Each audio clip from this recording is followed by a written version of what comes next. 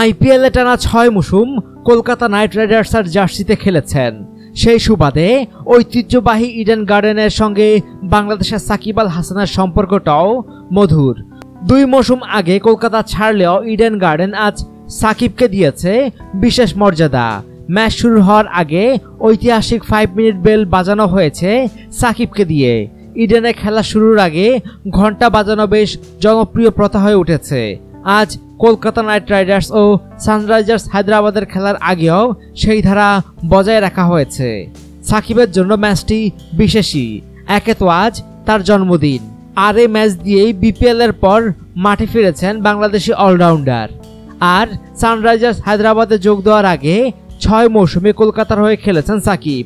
২ বার দলকে চ্যাম্পিয়নও করেছেন।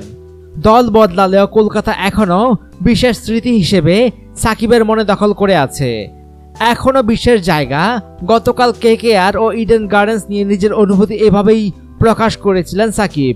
সাকিব বলেন, কেকেআর ইডেন এই দুটি নাম বললে অনেক স্মৃতি ভিড় করে মনে। প্রথম মৌসুম থেকে যতদিন ছিলাম সবকটি স্মৃতি আমার কাছে স্মরণীয়। চ্যাম্পিয়ন হয়েছি, মানুষের মন জয় করেছি। আরও একটা ব্যাপার ছিল, ঢাকা আর কলকাতা খুব কাছাকাছি বলে আমার বন্ধু বান্ধব পরিবার সবাই ম্যাচ দেখতে আসতো। কলকাতার মানুষ ইডেনের দর্শকদের কাছ থেকে প্রচুর ভালোবাসা পেয়েছি, যা কোনোদিন ভুলবো না। অনুগ্রহপূর্বক সংবাদটি লাইক ও শেয়ার করুন এবং দেশ বিদেশের সর্বশেষ খবর জানতে স্পোর্টস লাইট সাবস্ক্রাইব করে বেল আইকনে ক্লিক করে রাখুন। ধন্যবাদ।